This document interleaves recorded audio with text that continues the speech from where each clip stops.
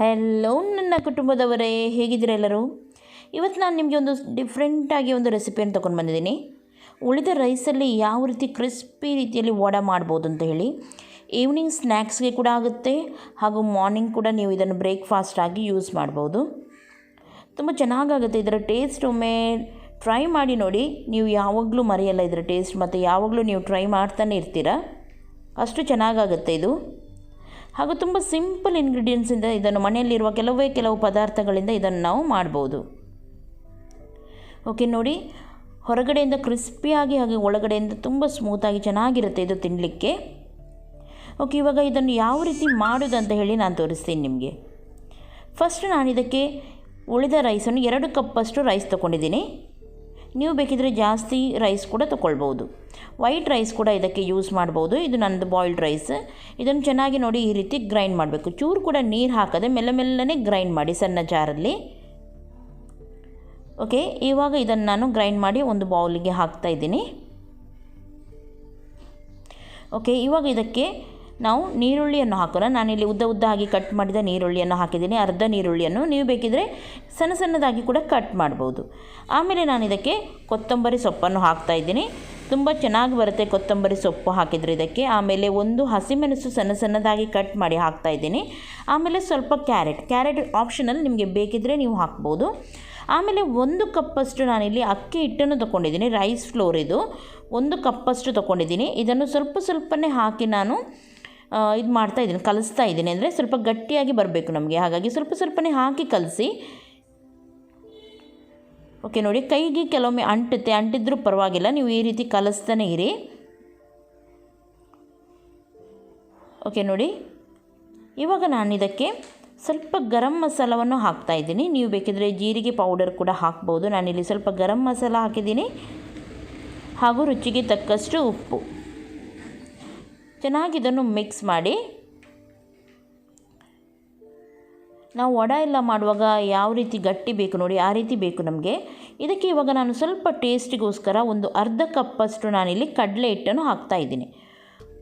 ಒಮ್ಮೆಲೆ ನಿಮ್ಮದು ಗಟ್ಟಿ ಆಗಲಿಲ್ಲ ಅಂದರೆ ನೀವು ಸ್ವಲ್ಪ ಜಾಸ್ತಿ ಬೇಕಿದ್ದರೂ ಕಡಲೆ ಹಿಟ್ಟು ಅಥವಾ ಇದನ್ನು ಹಾಕ್ಬೋದು, ಯಾವುದು ಅಕ್ಕಿ ಹಿಟ್ಟು ನೋಡಿ ಅದನ್ನು ಹಾಕ್ಬೋದು. ಇಲ್ಲದಿದ್ದರೆ ಗೋಧಿ ಹಿಟ್ಟು ಕೂಡ ಇದಕ್ಕೆ ಯೂಸ್ ಮಾಡ್ಬೋದು. ಇವಾಗ ನೋಡಿ, ಇದು ಕರೆಕ್ಟಾಗಿದೆ. ನಾನಿಲ್ಲಿ ಸೈಡಲ್ಲಿ ಎಣ್ಣೆ ಕೂಡ ಬಿಸಿ ಮಾಡಲಿಕ್ಕೆ ಇಟ್ಟಿದ್ದೀನಿ. ಓಕೆ ನೋಡಿ, ಕೈಗೆ ಸ್ವಲ್ಪ ಎಣ್ಣೆಯನ್ನು ಹಾಕಿ ಆಮೇಲೆ ಇದರ ಉಂಡೆಯನ್ನು ತೊಗೊಳ್ಬೇಕು. ನೀವು ನೋಡಿ, ಈ ರೀತಿ ಗಟ್ಟಿಯಾಗಿ ಇರಬೇಕು ಉಂಡೆ ತೊಗೊಂಡು ನೋಡಿ, ವಡೆಗೆ ಯಾವ ರೀತಿ ಮಾಡ್ತೀವಿ ನೋಡಿ, ಶೇಪ್ ಕೊಡ್ತೀವಿ ನೋಡಿ, ಅದೇ ರೀತಿ ಶೇಪ್ ಕೊಡಿ. ಓಕೆ ನೋಡಿ, ಈ ರೀತಿ ಈಸಿಯಾಗಿ ಮಾಡಲಿಕ್ಕೆ ಆಗುತ್ತೆ ನಿಮಗೆ. ಈ ರೀತಿ ಶೇಪ್ ಕೊಡಿ. ಸ್ವಲ್ಪ ನೀರು ಅಂತ ಎನಿಸಿದರೆ ನೀವು ಇದಕ್ಕೆ ಅಕ್ಕಿ ಹಿಟ್ಟನ್ನು ಹಾಕಿ ಕೈಗೆ ಎಣ್ಣೆಯನ್ನು ಹಾಕಿ ನೋಡಿ, ಈ ರೀತಿ ಮಾಡಿದರೆ ಕರೆಕ್ಟಾಗಿ ನಿಮಗೆ ಬರುತ್ತೆ. ಇದೇ ರೀತಿ ಇವಾಗ ಎಲ್ಲವನ್ನು ಮಾಡೋಣ. ನಾನಿಲ್ಲಿ ಸ್ವಲ್ಪ ತೋರಿಸಿದ್ದೀನಿ. ನೀವು ರೈಸು ಉಳಿದಿದ್ರೆ ಎಷ್ಟು ಬೇಕು ನೋಡಿ ಅಷ್ಟು ಮಾಡ್ಬೋದು.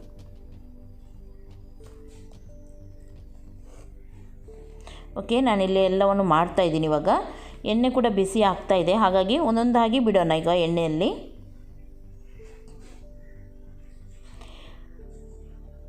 ಓಕೆ, ಎಣ್ಣೆ ತುಂಬ ಬಿಸಿ ಮಾಡಿಬಿಡಿ, ಹೈ ಬಿಸಿ ಅಂತ ಹೇಳ್ತೀವಿ ನೋಡಿ, ಅಷ್ಟು ಬಿಸಿ ಮಾಡಿಬಿಡಿ. ಕರೆಕ್ಟಾಗಿ ಬಿಸಿ ಆದರೆ ಸಾಕು ನೋಡಿ. ಇವಾಗ ಒಂದೊಂದಾಗಿ ಈ ರೀತಿ ಸೈಡಿಂದ ಬಿಡಿ.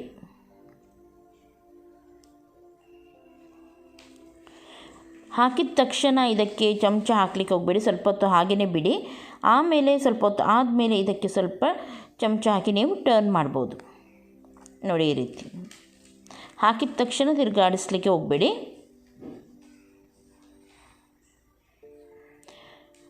ಓಕೆ ನೋಡಿ, ಸರಿಯಾಗಿ ಸ್ವಲ್ಪ ಕಲರ್ ಚೇಂಜ್ ಆಗೋವರೆಗೂ, ಇದರಲ್ಲಿ ನೀರುಳ್ಳಿ ಎಲ್ಲ ಹಾಕಿದ್ವಿ ನೋಡಿ, ಅದು ನಿಮಗೆ ಕೆಂಪಾಗಿ ಕಾಣುವವರೆಗೂ, ಅಂದರೆ ಒಳ್ಳೆ ರೀತಿಯಲ್ಲಿ ಫ್ರೈ ಆಗೋವರೆಗೂ ಇದನ್ನು ನಾವು ಟರ್ನ್ ಮಾಡ್ತಾ ಫ್ರೈ ಮಾಡಬೇಕು. ತುಂಬ ಕ್ರಿಸ್ಪಿಯಾಗಿ ಬರುತ್ತೆ ಹೊರಗಡೆಯಿಂದ, ಹಾಗೂ ತುಂಬ ಟೇಸ್ಟ್ ಇರುತ್ತೆ ಇದರದ್ದು. ಓಕೆ, ಇದೇ ರೀತಿ ನೋಡಿ ಟರ್ನ್ ಮಾಡ್ತಾ ನಾನು ಫ್ರೈ ಮಾಡ್ತಾ ಇದ್ದೀನಿ ಇದನ್ನು.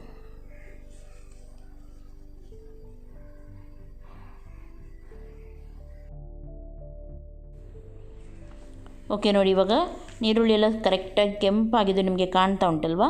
ಇವಾಗ ಇದು ಫ್ರೈ ಆಗಿದೆ, ಕಲರ್ ಕೂಡ ಇದರದ್ದು ಚೇಂಜ್ ಆಗಿದೆ. ಓಕೆ, ಇವಾಗ ಇದನ್ನು ಎಣ್ಣೆಯಿಂದ ತೆಗೀರಿ. ಇದು ಜಾಸ್ತಿ ಎಣ್ಣೆ ಕೂಡ ಎಳ್ಕೊಳ್ಳಲ್ಲ, ಡ್ರೈ ಆಗಿ ಕೂಡ ಇರುತ್ತೆ ಹಾಗೂ ತುಂಬ ಟೇಸ್ಟಾಗಿ ಕೂಡ ಇರುತ್ತೆ ಇದು. ಓಕೆ, ಇದೇ ರೀತಿ ಉಳಿದದ್ದು ನೀವು ಫ್ರೈ ಮಾಡಿದರೆ ಆಯಿತು. ಓಕೆ ನೋಡಿ, ಇದನ್ನು ಸೈಡಲ್ಲಿ ಇಡೋಣ. ಈಗ ನಾನು ನಿಮಗೆ ಕಟ್ ಮಾಡಿ ಕೂಡ ತೋರಿಸ್ತೀನಿ ನೋಡಿ. ಈ ರೀತಿ ಇರುತ್ತೆ, ತುಂಬ ಕ್ರಿಸ್ಪಿಯಾಗಿರುತ್ತೆ. ಬಿಸಿ ಬಿಸಿಯಾಗಿ ತಿನ್ನುವಾಗ ನೋಡಿ ಈ ರೀತಿ ಆಗುತ್ತೆ. ನಿಮಗೆ ಇಷ್ಟ ಆಗಿರ್ಬೋದು. ಇಷ್ಟ ಆದರೆ ಪ್ಲೀಸ್ ಲೈಕ್ ಮಾಡಿ, ಸಬ್ಸ್ಕ್ರೈಬ್ ಮಾಡಿ. ಎಲ್ಲರಿಗೂ ಟೇಕ್ ಕೇರ್, ಬಾಯ್ ಬಾಯ್.